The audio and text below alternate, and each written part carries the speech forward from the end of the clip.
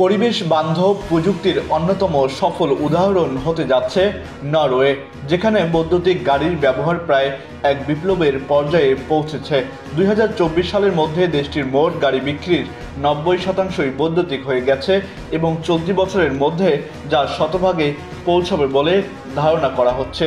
এমনকি রাজধানী আসলোতে বৈদ্যুতিক গাড়ির শোরুম ছাড়া অন্য কোনো বিকল্প এখন আর চোখে পড়ে না। শহরের রাস্তায় প্রায় প্রতিটি গাড়ির লাইসেন্স প্লেটই চিহ্ন রয়েছে যা বৈদ্যুতিক গাড়ির পরিচয় বহন করে।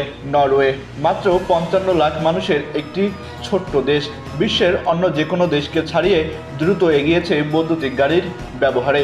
গত বছর দেশটির রাস্তায় বৈদ্যুতিক গাড়ির সংখ্যা পেট্রোল চালিত গাড়ি ছাড়িয়ে গেছে। ডিজেল চালিত গাড়ি অন্তর্ভুক্ত করলে মোট গাড়ির প্রায় 1/3 এখন বৈদ্যুতিক গাড়ি। এই অসাধারণ পরিবর্তনের পেছনে রয়েছে সরকারের নিরলস নীতিগত প্রচেষ্টা। 1990 সালের দশকে দেশটি পেট্রোল এবং ডিজেল চালিত গাড়ির উপর কর বাড়ানোর মাধ্যমে সেগুলোকে ব্যয়বহুল করে তোলে। অন্যদিকে বৈদ্যুতিক গাড়ির উপর করমুক্ত সুবিধা দেওয়ায় এগুলোর জনপ্রিয়তা বাড়তে থাকে। একদিকে তেল রপ্তানিতে শীর্ষ দেশ হয়ে ওঠে, অন্যদিকে পরিবেশ বান্ধব প্রযুক্তির ব্যবহারেও নরওয়ে অগ্রণী ভূমিকা পালন করছে।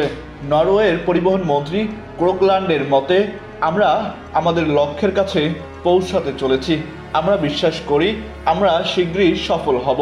দেশের লক্ষ্য 2025 সালের মধ্যে পেট্রোল ও ডিজেল চালিত নতুন গাড়ি বিক্রি বন্ধ করা, যা গ্রিনহাউস গ্যাস নিষ্করণ শূন্যের কাছাকাছি নামিয়ে আনবে। এটি শুধু নরওয়ের পরিবেশ বান্ধব প্রযুক্তির অগ্রদূত হয়ে ওঠাই নয়, বরং বিশ্বের অন্যান্য দেশগুলোকেও জ্বালানি নির্ভরতার চক্র ভাঙার অনুপ্রেরণা দেবে।